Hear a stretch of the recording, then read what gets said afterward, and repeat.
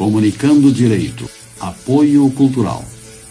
Estilo Pisos, Avenida Sertório 4500, fone 3362-1818, Porto Alegre. Artes Pedras, Avenida Sertório 4500, fone 3361-2727, Porto Alegre. La Provence Imóveis, Avenida Sertório 4500, telefone 4061-9746. Soster Imóveis, Avenida Assis Brasil 4990, sala 201. Telefone 3340-8143, Porto Alegre. Farmácia Santo Agostinho, Rua Pero Lobo Pinheiro, 2071. Farmácia Pastoriza, Rua Bernardino Silveira Pastoriza, 561. Estamos no ar com o programa Comunicando Direito da GESUL TV, canal 6 da NET. O nosso programa hoje está composto da minha direita, a doutora Ângela Beatriz da Silva, e aqui à minha esquerda, o empresário Marino Sutoff, que é um convidado especial, porque tem opiniões políticas muito interessantes. Então seja bem-vindo, Marino. E à minha extrema esquerda, o doutor Valdir Bardini, escrivão judicial, que foi por muitos anos escrivão... Quantos anos, Valdir, aqui na primeira vara civil do Sarandi? No Sarandi foi 10 anos. 10 anos. 10 anos praticamente completo. E depois mais 18 no Foro Central. Tem quase 30 anos de judiciário. Aí, em Porto Alegre. Tive mais um tempo também em Ijuí antes. Claro. Então é um homem que conhece os meandros do Poder Judiciário como nunca. Conhece mais do que os advogados. Né? Bem, nós temos vários assuntos a serem debatidos hoje, e o primeiro aspecto que eu queria abordar aqui no nosso programa seria uma novidade que surgiu a semana passada, que foi uma nova condenação do nosso ex-presidente Luiz Inácio Lula da Silva, que foi condenado a uma pena de 12 anos e 11 meses, não me falha a memória. Eu perguntaria ao Marino, ele foi bem condenado? Ele meteu a mão no dinheiro mesmo ou não meteu? Meteu por demais. E só a condenação dele não é o suficiente. O suficiente seria ele devolver todo o dinheiro, que o Brasil precisa desse dinheiro de volta.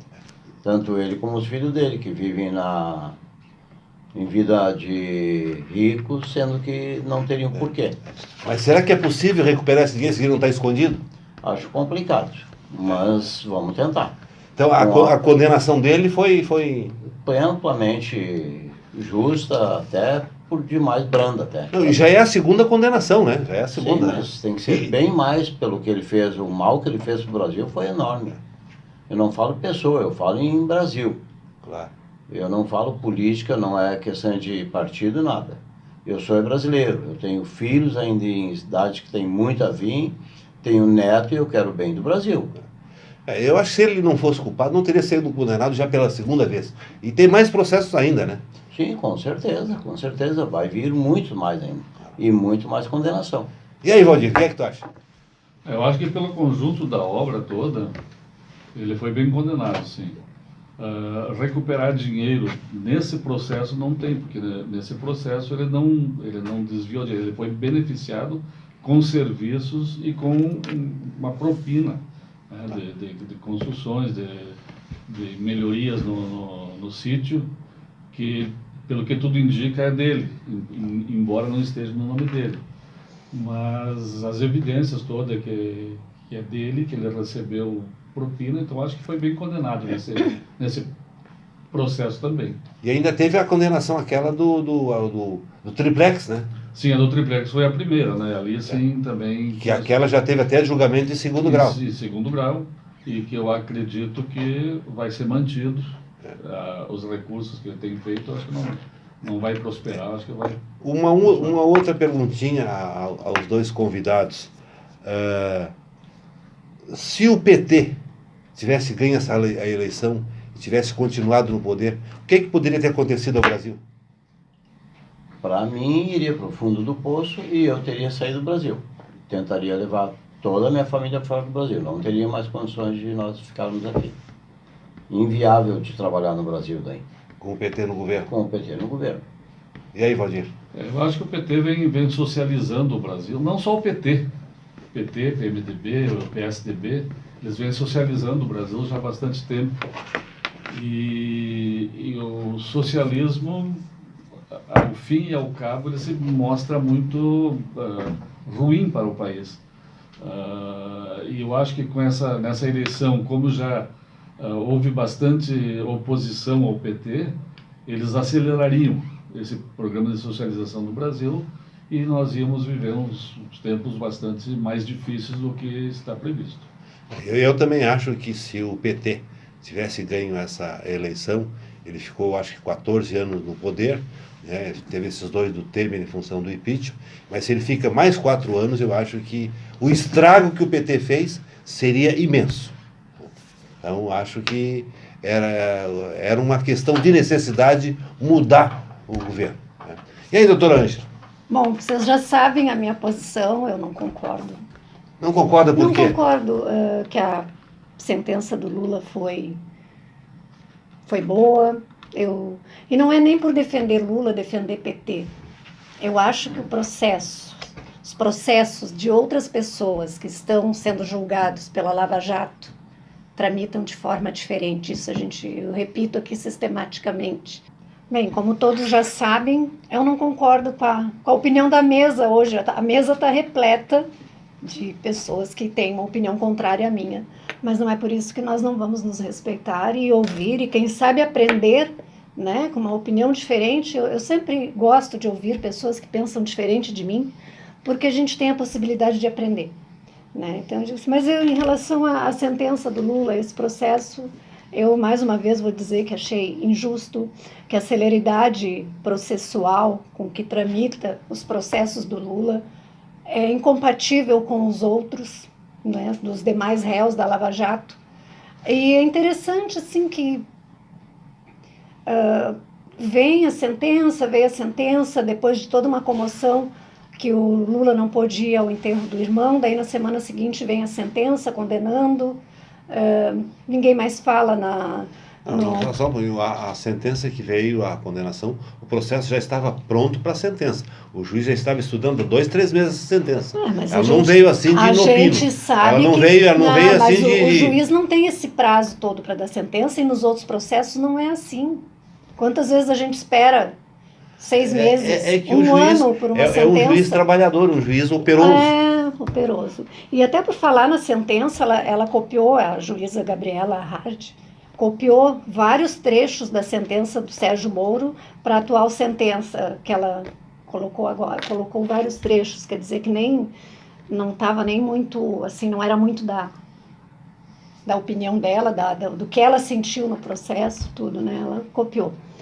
E não vejo, assim, um mistério, né? E o Flávio Bolsonaro, que tem 1.200.000 lá na conta do laranja. Mas está sendo apurado. É o preço isso aí é coisa recente. Isso é coisa recente que vai para mais adiante. Quando vem condenação de Lula, quando vem não sei o quê, ninguém mais fala nisso. Ninguém quer saber. Os filhos do Lula estão ricos. E os filhos do Bolsonaro?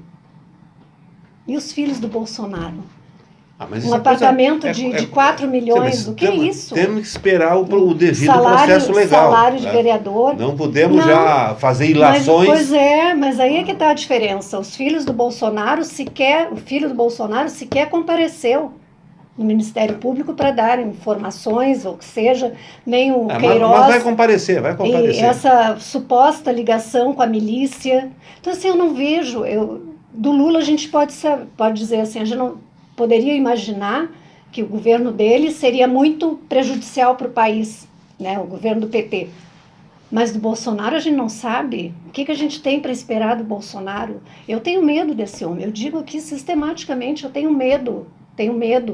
E para mim, assim, o que eu estou vendo das coisas que o ministério dele atualmente perdido, porque ele está... Vocês têm medo do Bolsonaro, não? Não, eles não têm. Vocês têm? Eles têm esperança. Não, ao contrário. Eu acho que ele está se cercando de assessores compatíveis com o que a gente precisa. Cada um no seu setor. Não indicações de pessoas que não sabem o que vão fazer lá dentro. Valdir também não tem medo. Eu acho que o Brasil está todo aparelhado. O COAF, que vazou essa informação do filho do Bolsonaro. Não sei se não estou defendendo o filho do Bolsonaro, tem que ser investigado, tem que ser visto o que aconteceu. Mas nesse período, nesse último ano, deu mais de 500 mil processos, pessoas que foram investigadas pelo COAF. Casualmente, um só vazou. E vazou num momento assim que estava trocando de governo, desvia-se todo o foco de ações que o governo vem a tomar para ir enfraquecendo o governo. Tem sentido. Eu acho que tudo é bastante direcionado, como muita coisa acontece. Aí me lembra o depoimento, a gravação da presidente Dilma, conversando com o ex-presidente Lula, que também vazou. Aí me lembra a delação do Palocci, que foi colocada uma semana antes da eleição. Então, assim, o que eu penso mesmo... Sim, mas o objetivo não era apurar a verdade. Então, vou esconder a delação do Palocci só para depois da eleição. Aí nós vamos querer maquiar a eleição. Não, o COAF vazou essa única informação e agora ele está proibido de vazar informações. De vazar, porque daí entrou o Gilmar Mendes, que estava sendo investigado naquele mundão, e alguém disse que o Gilmar Mendes também está, mas daí aí não pode. Porque não vai enfraquecer o governo. Então, na opinião da doutora Ângela, o Sérgio Moro perseguiu o Lula quando condenou. Essa juíza Gabriela Arde, eu acho o nome dela, né? Também está perseguindo. O Moro é um juiz de carreira. E a Gabriela Arde, que condenou agora, é a segunda sentença dela. Todo mundo tem o seu momento, né? O seu momento de glória. Então ela está perseguindo também o Lula. Ela está na linha do Moro. Ela faz o que o Moro pede para ela fazer. Porque apesar dele ter saído... Aí só um pouquinho. Aí nós vamos querer acreditar que uma juíza... Na teoria da conspiração. Ela tem... como o Valdir disse. Ela segue a corrente do Moro. Ela segue. Bom, mas cada juiz tem a sua ideologia. Nada impede que um juiz tenha a mesma ideologia que outro. Eu até, desconhecendo leis, que eu sou leigo, eu sou empresário, não sou estudado, eu acho que é o seguinte, está sendo feito justiça, independente do juiz que está entrando. Claro. Ela não é questão de linha ou não. Exatamente. E tudo na vida se repete. Mas justiça palavras... com quem? Justiça com quem? Justiça com quem o José fez Dirceu teve autorização para sair, para ir numa festa de aniversário da esposa. Mas o que ele não precisava de escolta especial. Ele não precisava de escolta especial. Mas o que a gente debateu na última semana, no último programa, não quero ser repetitiva, mas eu tenho que ser... O Lula não pode pagar porque ele é uma pessoa carismática, porque ele é uma pessoa pública, porque ele não pode pagar por isso. Não, ele está pagando pelo que ele fez, o mal do Brasil. Não, ele não teve direito de sair. Ele não teve direito de sair para ir para o velório do irmão, para o enterro, porque ele era uma pessoa pública e ia causar tumulto. Mas eu acho ia ter até comício lá no teve outro irmão dele também que morreu e ele não foi. Não era irmão, era irmão de outro casamento. Não era um irmão que conviveu com ele. Era filho do pai dele, de um outro casamento, e aí o pai dele casou com a mãe dele, teve ele, os irmãos, então ele conviveu com aquele filho, com aqueles irmãos, e isso é muito natural, hoje em dia acontece por aí, aos montes, que a gente sabe, né? Teve o filho, abandona aquela família, então... Sim, mas eu te pergunto, qual é o preso que tem esse direito? Todos. Todos a sair daí? Não entendi ler. Pelo que eu andei lendo, o Lula não foi impedido de ir. Ele, num primeiro momento, teve um problema de logística. Depois, o casal pode ir, vai dar... O irmão já estava enterrado. Mas pode ir com a família, mas daí ele não quis ir porque já tinha acontecido, mas aí já não tinha mais comício. Não, mas ele já estava enterrado. O objetivo, na minha opinião, era comício. Ele vai fazer um comício lá no enterro. Com certeza. E ele não foi autorizado para ir ao enterro. Ele foi autorizado para ir para uma sala, numa base militar, aonde a família dele viria e trariam o caixão. A autorização que ele teve foi essa. E se, quando veio essa autorização, o irmão não tivesse sido enterrado, eu tenho certeza que ele iria. E a logística... Para levar o que o que mundo foi inteiro. alegado? A Gleisi Hoffmann já estava lá com o microfone, com o alto-falante, já ia sair um discurso político. Era discurso Mas, político. mas um direito de manifestação a gente ainda tem. Tem, mas não nessas circunstâncias em que eu o não réu quero precisa... repetir, mas mais vergonha do que foi a votação do Tá, agora eu Senado, pergunto à doutora Ângela. Votação do quê? do Senado para presidente. Eu pergunto à doutora Ângela. O Sérgio Moro perseguiu Lula condenando. A juíza Gabriela Hadi também perseguiu Lula. Agora esse juiz que foi nomeado agora, Luiz Bonatti, Que veio o juiz titular, né? Foi substituído. também vai perseguir o Não Lula. sei, Só não- condenar eu que não ele também vai sei, ser perseguido. eu não sei, doutora Pro Luiz. PT. Aí é que tá, Condenou não. Lula até perseguição. Não, condena um monte de gente, não condenam como condena o Lula. Por que o processo do Lula é uma coisa visível? Isso aí a pessoa não precisa ser da área do direito, que ela sabe que o processo do Lula tramitou de uma forma atípica no judiciário. Muito rápido. Não. É ou não é, doutor Muito Valdir? rápido, Muito rápido. Mas por que foi muito rápido? Porque Por quê? a defesa do Lula não largava o processo. Era um pedido todo dia fazia. É verdade. Queria a audiência, fazia audiência, se ouvia testemunha. Foi um processo que foi ouvido. Eu acho que não tem nenhum processo na história do Brasil que tenha tanta testemunha ouvida. Exatamente isso. Então, Tem razão. a defesa do Lula sempre em cima, sempre pugnando pela Cuidando, defesa mas o dele. advogado Mas isso tem que cuidar do claro, processo. Mas não, eu estou dando crédito para a defesa do Lula. Mas isso acelera o processo. Porque no momento que ele quer uma medida, é tomada a medida, o processo está andando. Ele quer a e medida. o processo chega ao final, Ele tem teria julgar. que ter tomado Então, medidas o melhor era procrastinatórias. ter terminado o processo, está pronto para julgar, agora vamos sentar em cima porque é o Lula. Terminou o processo, vamos julgar. Claro, exatamente. Não E consigo jamais se ver pode assim. aqui, ó. Eu jamais. E qual a direção da mesa é que faz a pergunta, mas eu pergunto, não tem provas nesses processos do Lula nenhuma para condenar ele? Cabais não. Como não tem, Não rapaz? tem. Então, Não tem. é a teoria da conspiração. Um juiz condena. Os recursos que entram não são julgados porque não cabiam. O segundo grau condena. Recursos não prosperam. O segundo porque grau condena e aumenta a pena do Moro. Então está todo mundo conspirando contra ele? Não sei, não examinei os autos, mas a impressão que a Não, gente não, tem é essa. A senhora disse que não examinou os autos, como é que disse que não tem prova? Não Eu não posso dizer que não tem prova. Acontece que a esquerda brasileira, que não é só o PT, é muita gente, faz muito alardes, é uma gritaria, no bom sentido.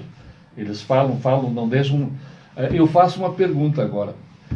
A mulher do Guanás fez aniversário de 50 anos, fez uma festa com a temática escravagista, e tudo bem, tudo legal. A revista Vogue pediu desculpa porque ofendeu alguém, mas tudo bem. O Caetano Veloso estava lá, não falou nada. Não falou. Agora eu pergunto, fosse essa festa feita pela Michele Bolsonaro, o que estaria acontecendo no Brasil hoje de críticas, porque é racista, porque estaria mas chamam então, a assim, família Bolsonaro de racista, de não, preconceituosa, tô dizendo assim, ó, por declarações do próprio Bolsonaro. A mesma coisa que estão dizendo que não tem provas nos processos. Ora, um processo é julgado em cima das provas. O Caetano estava lá. O Caetano é baiano também. É baiano, mas ele estava no Ele não. Ele estava numa série Mas de coisas. se eu sou convidada para uma festa, eu vou naquela festa, mas eu não sei qual vai ser a temática da festa. Eu não sei. Se tiver alguma coisa racista ou Agora, a doutora Ângela falou aqui que não tinha provas contra o Lula. E depois ela se contradisse, que não tem conhecimento do processo. Como é que não tem prova se ela não tem conhecimento do processo? Isso é um argumento de defesa, doutora Luiz. O senhor ainda não sabe? Aí é conversa ditas ao léu. Isso é para tumultuar. Eu Não é pergunto o tumultuar. seguinte, se não tem prova, como todo o tempo que ele estava lá que ele era presidente, lastimavelmente foi presidente, um absurdo. Ele fez coisas Não, boas. ele fez coisas teve boas. só um pouquinho. Teve todas as provas, ele ia no apartamento, dava entrevista, era tudo dele, tem gravações da Globo, tudo era Mas tudo era dele. Agora não é mais dele. O que me Isso é escandaliza provas. nesse país é que outras pessoas que fizeram bem mais estão por aí. Ah, verdade. Quer dizer que Então, então, por aí. quer dizer que então, E quer não dizer é que- só em relação ao Lula, é em tudo. Não. É em tudo Então, nessa vida. quer dizer- Tem gente que é condenada de um jeito, tem outros que são condenados de outros. A lei não é igual para Não, todos. cada processo é um Com processo. certeza, é verdade. Cada processo tem os seus incidentes processuais, né? Um processo nunca é igual ao outro. Então a situação não é bem assim. Né? Eu acho que essa teoria de conspiração é juiz de primeiro grau conspirando contra ele, é o segundo grau conspirando, no fim a juíza que substitui Moro está conspirando, quer dizer, então está todo mundo conspirando contra o Lula. Quer dizer, então é discurso é um discurso vazio, na minha opinião. Vazio na sua opinião. Bem, agora tem um outro detalhe, não sei se vocês viram, a juíza Gabriela Arde, ela confiscou o sítio de Atibaia, mesmo não sendo do Lula. Mesmo não sendo do Lula, ela confiscou. Com que fundamento?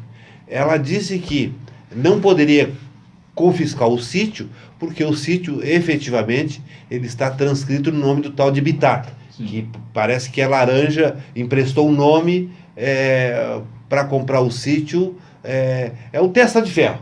O sítio é do Lula e comprou o nome do Bittar para isso. Tanto é que numa gravação que foi interceptada, ele pede autorização para o filho do Lula para visitar o sítio. Ora, quem é que vai pedir autorização para visitar o próprio sítio?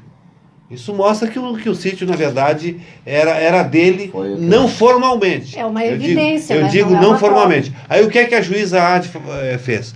Confiscou o sítio. Como ela não podia confiscar o próprio sítio, porque ele está transcrito no nome de uma pessoa, ela confiscou o sítio pelas benfeitorias realizadas. Ela entendeu que as benfeitorias realizadas são muito superiores ao valor do sítio. Então ela confiscou o sítio vai a leilão, com o produto da alienação, vai ser retirado o valor da corrupção, que seria a reforma, e se sobrar saldo, devolve para o Bittar. Pois é, mas justiça eu gostaria que a Lava Jato fosse para cima de todos os políticos corruptos. Mas que confiscasse, que investigasse, que confiscasse os bens, que fizesse que os advogados trabalhassem.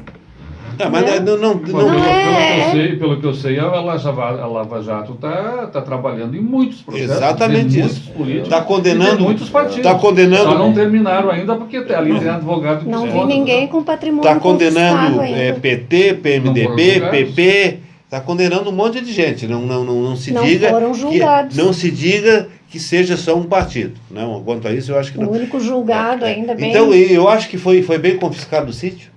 Eu não tenho essa opinião, porque eu não tinha essa informação ainda. Ela confiscou com esse argumento. Que não não posso confiscar o sítio, uma maneira de buscar, mas eu confisco ele para fazer a alienação dele, para ser feito a venda, apura, é ressarcido as benfeitorias, e, digamos, o sítio gastaram lá 2 milhões, 1,5 milhão de benfeitorias. O sítio é vendido por 2, aí tira 1,5 milhão da propina e devolve 500 mil lá para o Bittar. Se o produto da alienação cobrir apenas o valor da propina, o Bittar vai ficar chupando o dedo. Bom, então o sítio não é do Lula, né? Bittar mesmo. Não, mas o processo não diz que o sítio é do Lula. Não Lula. está se discutindo da propriedade, está se discutindo da propina que foi dada. A propina decorrente da reforma para beneficiar ele. E está comprovado que a propina, que a reforma do sítio foi feita pelas empresas que pagam a propina. Isso. Eu acho que ela teve uma brilhante ideia de confiscar o sítio com essas peculiaridades. Eu acho que, se eu não me engano, foi a mesma empresa que pagou o caixa 2 do Onyx, né? Tem que ser investigado. Mas tá lá, né, de ministro. Isso eu estou de pleno acordo, só que cada um no seu tempo. O Moro perdoou, disse que foi uma quantia insignificante que ia ficar por isso mesmo. Pelo que eu sei, quando foi descoberto lá mais atrás, o Onix teria devolvido essa. Não, em suaves prestações. Eu acho que ele vai Mas cumprir pagou, os 4 pagou. anos. Não pagou, Luiz. 4 anos. Tá pagando. E ainda vai faltar. Ele vai ser ministro, o governo vai passar e ele ainda está Ele pagando. reconheceu que recebeu? Ele foi para televisão essa é a chorar. diferença do PT, eles negam tudo. Mas ele foi chorar. Eles negam até a morte. Nunca fizeram nada. Mas é lindo, né? Eles negam até a morte, até a morte. Para televisão chorar. E essa, mudando agora de saco para mala, é a questão essa do pacote do Sérgio Moro. O que é que os colegas acharam? Esse pacote com o objetivo de combater a violência do colarinho branco, as quadrilhas, crimes violentos. Eu não tenho, eu não tenho bem, eu não li no todo. No seu todo. Não me detive em si. Mas o objetivo do programa... Só que pelo que eu já vi, ele aperfeiçoa muita coisa que já existe. Claro. Então, acho que ele está diminuindo espaços para impunidades, espaços para sempre Sim, regular. ele está cercando, está encurralando os criminosos. Eu tenho a impressão que é por aí, está aperfeiçoando o que nós já tínhamos. Nós precisávamos de uma medida de Com anticrime certeza, como essa? Com certeza. O Brasil está virado só em crime. Nós temos que ter alguém de pulso firme lá que faça cumprir, né? Não, eu realmente... Não só botar lei, eu entendi que realmente determinados crimes tinham que ter um tratamento diferenciado, porque do jeito que estava, a coisa não podia continuar. O Brasil estava descambando por uma violência generalizada. É verdade. Né? Nós não temos mais segurança na rua. Então, se não for feito alguma coisa... Aí o que vai ser de nós, como simples cidadãos? Sim, o que eu disse. Hoje, pelo que você vê nos noticiários, quando é filmado na rua, me parece que fuzil, metralhador é objeto de adorno hoje. O pessoal anda para lá tirar colo, passeando. Então isso aí tem que ter um enfrentamento para isso. Que não basta, né? A doutora Ange tem uma opinião diferente das medidas do Moro, né? Tem. Por quê? Porque eu acho que isso não vai resolver a violência, né? Mas pode amenizar. Ele é um projeto para satisfazer o ego do eleitor do Bolsonaro, né? Para cumprir a promessa de campanha, que faria um pacote que faria as penas, né, serem mais rígidas. Mas é como eu já falei aqui, não adianta endurecer a pena. Eu sou a favor de penas rígidas. Mas não adianta não ter onde botar essa gente. Não tem. Eu vi uma reportagem essa semana, no estado do Amazonas, uma cela que era destinada para 8 pessoas, haviam 81 pessoas. 81 pessoas. Eles estavam em pé, eles não podiam se mexer. Eu sei que tem gente que diz, por que fez, por que aconteceu? Mas se não dermos um tratamento mais digno para essas pessoas, mais humano para essas pessoas, eles não vão se recuperar. E se não dermos escola para as crianças da vila, creche para as mães poderem botar seus filhos para ir trabalhar, a coisa não vai se resolver. Então ele é um band-aid, né? Um curativo num lugar onde precisa de uma cirurgia grande, né, na sociedade. Ele é um paliativo. Isso aí também é campanha ainda. Prometeu, já está fazendo. Então, tem muitas coisas inconstitucionais a coisa tinha que ficar do jeito que estava. Não é ficar do jeito que está. Tinha que fazer o quê, então? Não é, doutora. Dá uma proposição aí para nós. O que eu digo, pegar da arma para a população e mandar matar, autorizar a polícia, se tiver com medo, se for surpreendido. Não é bem assim. É o pacote. Nós estamos discutindo o pacote. Estão deturpando o projeto. O senhor não leu o pacote? Li, mas estão deturpando. É isso. Ele não está autorizando ninguém a matar. Não vai resolver a criminalidade. E é só esperar para ver. Quanto ao encarceramento que era para 12, tem 80, tem duas vertentes.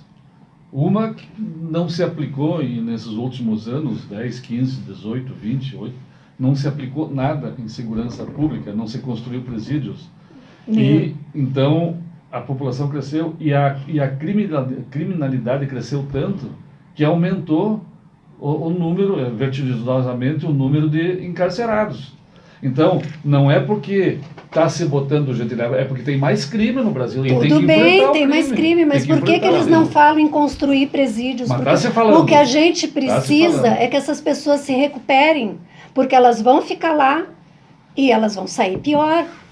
Ah, O crime de tráfico para a pessoa que faz o tráfico pequeno, a pena é igual para o grande Não, igual a do ela grande tem na traficante. legislação, ela tem um redutor que ela não se considera o pequeno, ele tem uma atenuante que reduz sensivelmente a pena para aquele pequeno traficante em comparação Mas- com aquele que trafica toneladas. Mas Tem é uma- isso tem que uma- ele quer igualar.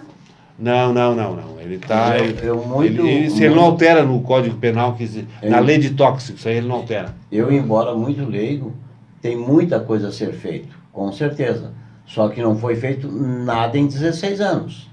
Não adianta cobrar em um mês de governo algo que tem que ser tudo de acordo. Outra coisa, nós temos que botar presidiário a trabalhar. Não nós sustentar eles Também e achar que concordo. são coitadinhos. Também Eles concordo. não são coitadinhos. Eu não vou assaltar a casa de ninguém, não vou assaltar ninguém. De graça, não. Mas é que Eu trabalho tu 10, 11 horas tu por teve dia. uma boa família, tu teve uma boa Ah, educação. não, agora eu- Só um pouquinho. Eu passei fome na minha infância. Fome. Meu pai teve 6 filhos para dividir a fome. E nem por isso eu fui roubar. Nem por isso eu fui matar. Porque tu tinha uma boa base familiar. Mas Hoje em Ângela, dia não tem. Se eu tenho um pai que é traficante, que está preso. A minha mãe ficou traficando no lugar do pai. O meu tio está preso também. O meu avô já morreu porque era traficante, foi morto pela polícia ou por uma... O que mas vai não é ser nós- dessas crianças? Mas não é nós que temos que pagar isso aí.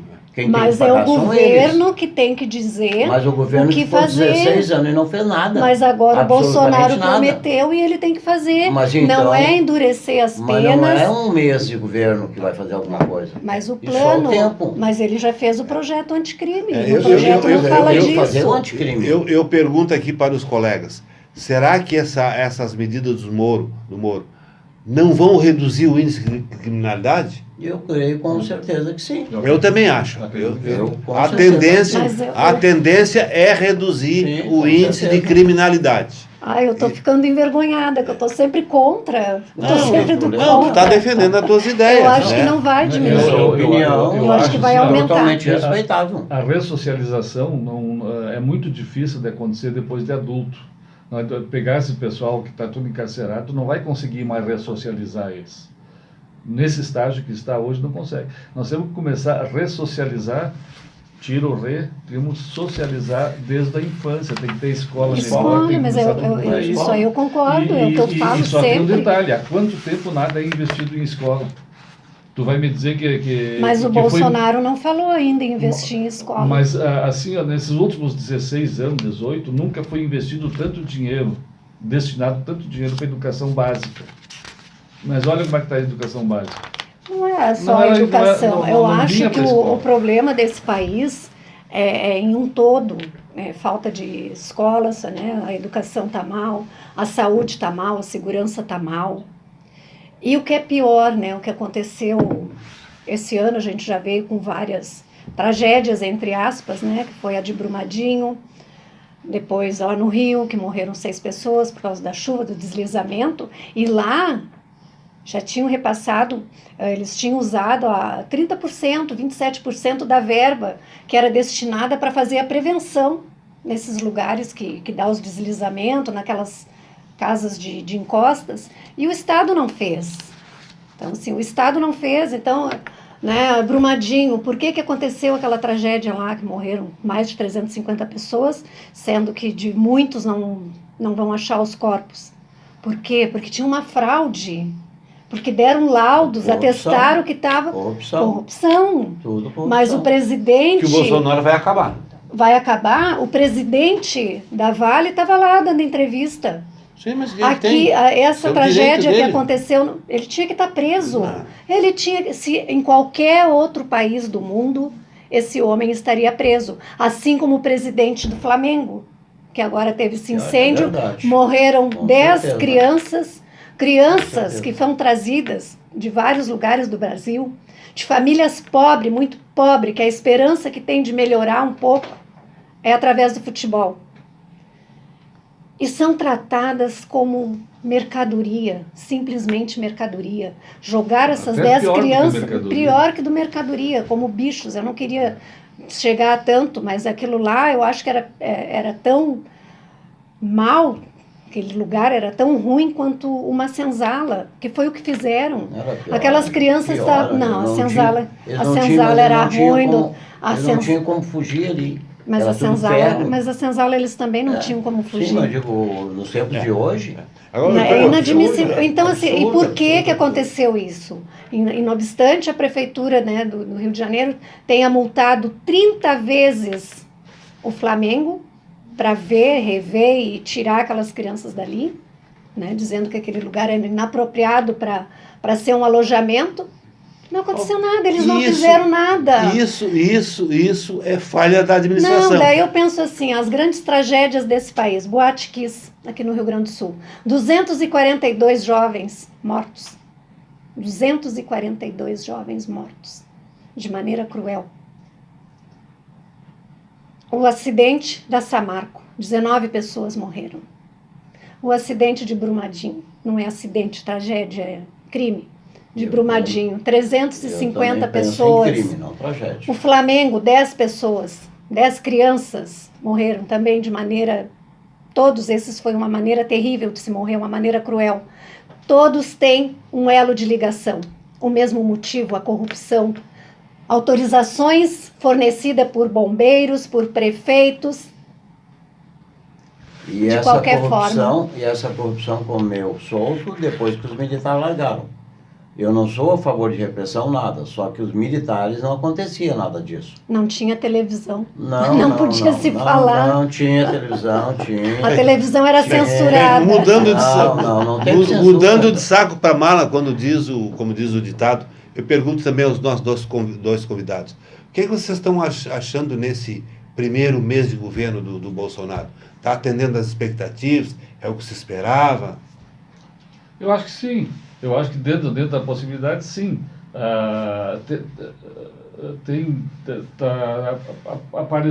Vieram alguns projetos, tem que ver agora como é que vai transcorrer todo, mas eu tenho a impressão que a intenção está sendo boa e está sendo procurado fazer para melhorar.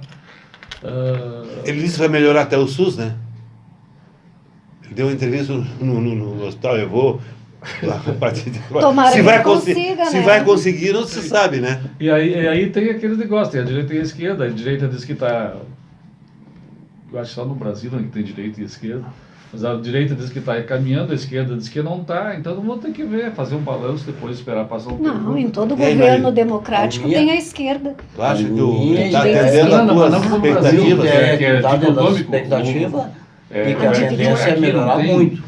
Muito. Não, melhorar. eu acredito porque o governo tem menos que um mês de trabalho. Sim, está Tu trabalhando.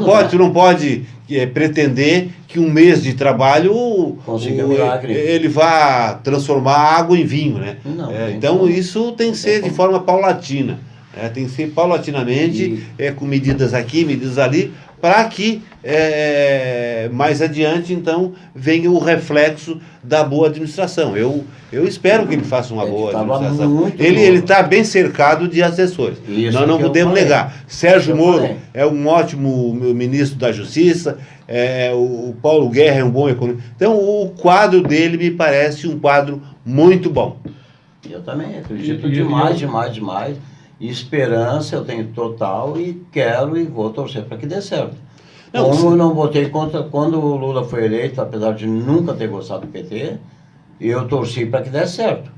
Eu não Claro. queria a minha vida virada no que virou hoje. Sim, ninguém quer, né? Eu não queria. Não, se o de governo jeito nenhum. Bolsonaro não der certo, se ele não der certo, Nós quem vamos perde à não luta é pra ele, mudar. é nós é que perdemos. Vamos à luta para mudar de É. novo. Não, mas aí quem vai perder com a má administração dele é o povo brasileiro. o Brasil. Né? Não é ele vai perder muito pouco. Eu já penso que o Bolsonaro foi vitorioso, foi eleito. Fosse o Haddad, seria ele o presidente. Agora ele é presidente do Brasil, não é presidente quem votou nele. Claro. Então, eu acho que para dar certo, para o Brasil dar certo, não para o governo dar certo, para o Brasil dar certo, a oposição tem que participar. não fazendo resistência, mas fazendo oposição. Mas eu não verdade. quero lhe interromper, doutor Valdir, mas ele é o primeiro a não gostar do PT, nunca gostou. Mas Ele é o primeiro a não dizer importa, que não tem importa. que extirpar, que tem que matar, que tem que metralhar. O PT está lá como oposição e é uma força que está lá.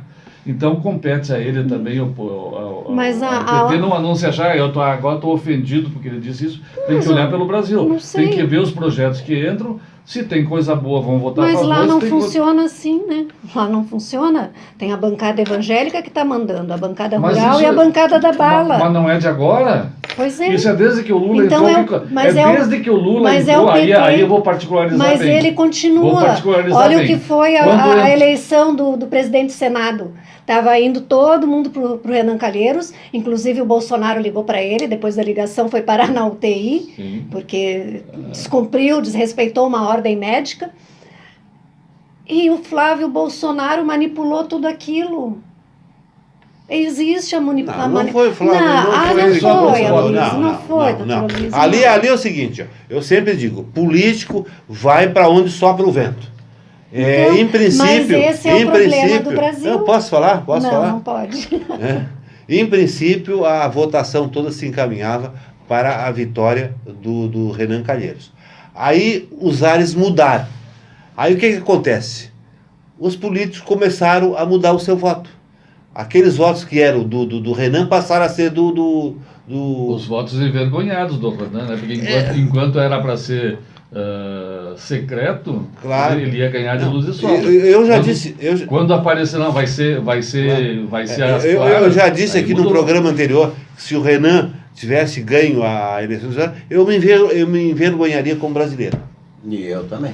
Mas é com... Um detalhe, perdão, dona Ângela. Doutor Ângela. É o seguinte, ó.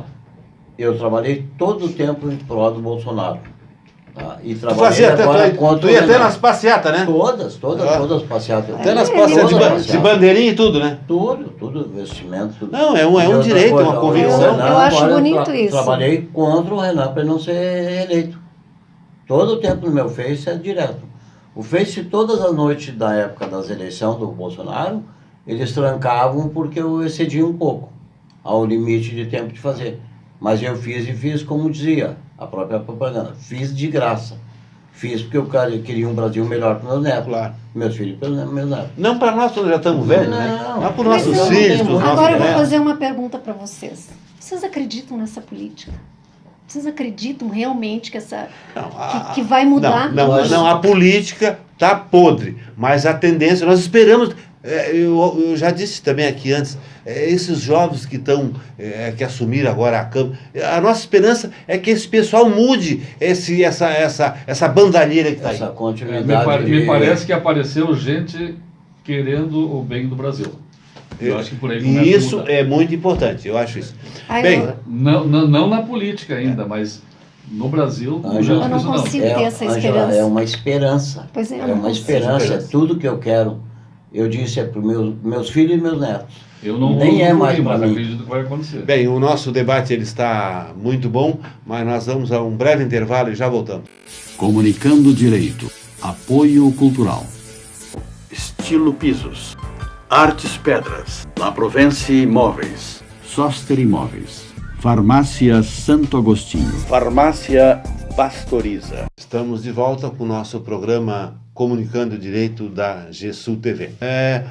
Nós se sabe que o Lula já tem essa primeira condenação, já tem essa segunda, né? E ele ainda tem, a situação dele está muito difícil. Então, eu acho, nós temos que reconhecer, o Lula fez um estrago muito grande. Roubou e deixou roubar.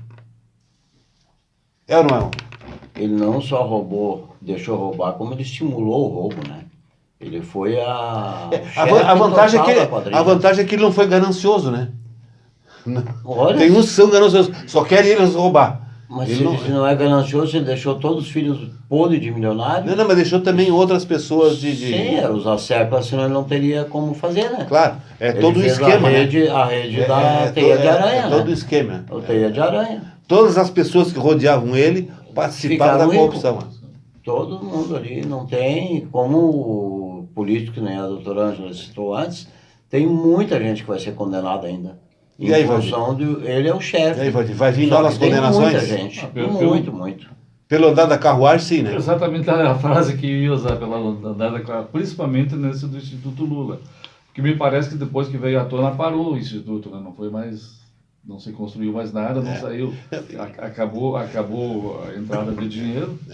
Então, Paulo, então eu acho que esse aí tá bastante claro. Agora os outros tem que dar uma... O que me parece também muito provável uma condenação, aquele apartamento em São Bernardo do Campo, porque, como se sabe, ele tem um apartamento de cobertura, não é apartamentozinho, e na frente do apartamento, porque são duas coberturas no edifício, sim. A cobertura da frente, diz ele que teria alugado para que os seguranças residissem ali para ficar próximo dele, né? E parece que no processo está comprovado que aquele contrato de locação é frio. É frio porque foi feito um contrato simulado de aluguel e o dono, suposto dono, parece que quem emprestou o nome para comprar aquele apartamento foi um parente do Bunlai, um primo, uma coisa assim, do amigo do Lula, que era o Bunlai. E esse dono desse apartamento foi ouvido e disse que não recebia o aluguel. Os aluguéis só começaram a ser pagos depois que estourou a Lava Jato. E aí a coisa eu acho que vai complicar para o lado dele. Por que não... Ele teria alugado esse apartamento lá em 2012, 2011 e nunca pagou o aluguel. Aí, de repente, estourou a Lava Jato e começou a pagar o aluguel. Isso dito pela pessoa que adquiriu o nome, adquiriu o apartamento, que ele é primo do Bunlai, a pedido do Bunlai. Quer dizer, por que essa encenação toda? Tudo rolo, né? Até por exemplo, eu até digo o seguinte, eu até acho, parece que esse apartamento foi comprado por 500 mil reais, talvez tenha sido subfaturado, porque na verdade um apartamento de cobertura no centro de São Bernardo do Campo não vale só 500 mil, você deve valer no mínimo 1 milhão, né? Já subfaturaram pela metade do preço, né? Então eu acho que lá a situação complica mais um pouco. E aí, como é que o Lula vai sair dessa, doutora? Não, acho que não vai sair, né? Para exemplo do que vem acontecendo, que aconteceu do processo do apartamento e do sítio. Eu acho que pelo andar da carruagem não vai ser nada diferente, né? Vai ser tempos sombrios, mas parece que já estão cogitando uma prisão domiciliar para ele, pelo menos isso, né? Com essa pena toda? Com essa pena, mas os outros todos têm. Bom, a lei é igual para todos. Não, os outros têm. Não, não é bem assim, não. Comentando, cogitando. Não é bem assim, não é bem assim. Sim, senhor. Prisão domiciliar para quem faz a delação premiada, apresenta elementos para buscar mais pessoas. Mas estão cogitando. Por que ele não faz a delação premiada? Ele podia fazer, né? Uma delação premiada. Podia. Seria bem interessante. Eu, como sou leigo, eu pergunto para vocês, para onde que ele vai? Da prisão domiciliar, qual caso se ele não tem nenhuma? Mas é dele. São Bernardo do Campo, ele tem um apartamento. Tem o nome dele ainda. Tem. Mas vai não morar vendeu com os para filhos. comprar. Vai morar com os filhos são milionários, né? Ele tem que ter o nome dele. Ele continua morando lá no sítio emprestado do Bitar. Não, mas o Bitar empresta. Mas para ser prisão domiciliar não tem que ser dele o imóvel? Não necessariamente. Ficar em casa. Ficar em casa e não poder sair. Tem que ter o endereço. E botar uma tornozeleirinha também. Eu não sei se é verdade ou não. Se ele não roubou, se ele não fez nada, como ele tem dinheiro para pagar tantos advogados? Mas quem é que não quer ser advogado do Lula? Fica famoso no Brasil inteiro. Depois defende. Imagina com esse monte de gente complicada lá em Brasília, né? Doutora, de graça? Não, doutora. Não, mas tem advogado trabalho de graça ali. O bispo ali está com advogado de graça. Pois é, não dá para entender. Lá em Brumadinho, a OAB teve que fazer uma cartilha para as vítimas, para a família, os familiares das vítimas. A OAB fez uma cartilha dizendo todos os direitos que eles têm, porque tinha uma chuva de advogados. É vergonhoso a gente dizer isso, né? Parece ser uns urubu. Estavam lá querendo pegar, porque são processos milionários, são processos... Sim, mas não vão trabalhar de graça, eles vão oferecer o serviço... Mas quanto, doutor Valdir, que a gente sabe que o advogado faz o contrato, aquele contrato de risco, Sim. Se eu ganhar, eu lhe cobro tanto. Se eu perder, não lhe cobro nada. Não é de graça, é de risco. Mas não está recebendo dinheiro ainda. Então para o Lula o Lula não vai receber dinheiro, que contrato de risco? Como que ele vai pagar? Aí não seria contrato Mas de aí risco. tem um nome, né? Aquele advogado dele está famoso no mundo inteiro. Quem não quer isso? Mas- Isso é uma recompensa também. né? Não deixa de ser Um verdade. advogado só pode ganhar fama se ele ganhar o processo, senão ele perde. Ah, Não, mas depois- a exposição da mídia, a exposição toda da hora. mídia. Ah, tá, pela mídia. Não, daí, aí é a Pela mídia. glória, né? Se o Sim. advogado ganha, tem a fama de estar fazendo aquele processo, ganha o processo, daí é a glória.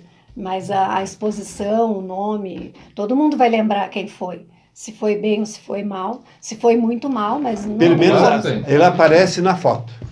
Sim. Não, mas tem um dividendo profissional, não tem dúvida disso. Acidente de trânsito, já tem colega lá dando cartãozinho, a vítima está lá deitada, eles já estão, é assim. Uma outra questão, nesse pacote do Moro, assim, superficialmente, vocês acham que ele afrouxou as regras para os policiais que matam em serviço? Eu acho que é justo, porque o policial está em serviço e ele está trabalhando. Se eu não fizer o seu trabalho direto, se eu não entregar para o meu cliente, eu estou descumprindo.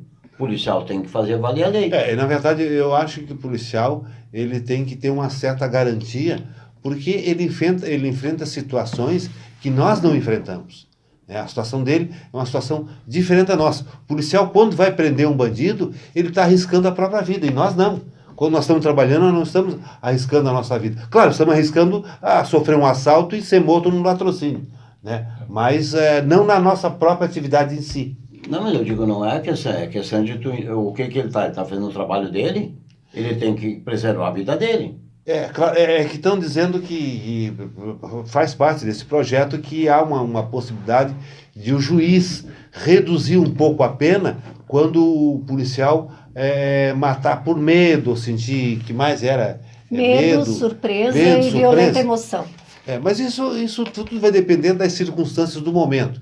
Por exemplo, o seguinte: o policial lá está caçando um bandido lá na Vila Maria da Conceição, lá no Morro da Cruz, num ambiente totalmente hostil. Adverso. Quer dizer, então ali, se o policial de repente não tiver uma certa garantia de uma possível redução de pena, se ele cometer algum equívoco, ele vai fugir do morro e vai deixar o bandido. A melhor coisa que ele tem que fazer é fugir e deixar o bandido embora. Então eu acho que é uma certa proteção que eu acho salutar. Eu também acho justo. Eu acho que ele não tem que primeiro tomar um tiro para revidar, ele pode revidar quando vê que vai tomar um tiro.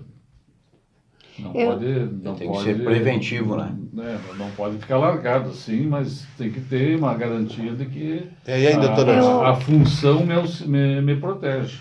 Eu acho que o Estado primeiro tinha que preparar mais a nossa polícia. Principalmente a do Rio de Janeiro, onde a violência é maior, tinha que preparar muito bem para que inocentes não morressem, né?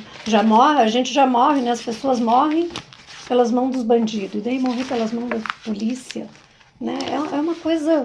Mas a gente não está falando... Mas ele escolheu o crime, escolheu o crime. Mas e se a pessoa não é um criminoso? Não, ele não vai Mas estar se naquele lugar com a arma Isso, na mão. Isso sempre, sempre é possível acontecer. Lembra lá na Inglaterra que um brasileiro, o policial chamou ele, Sim. ele virou as costas e se mandou. Ele correu porque foi numa época de atentados, foi né? pular uma terroristas. barreira quer dizer, ele era inocente. Ele era inocente. Na Austrália também teve um fato. O que o policial fez?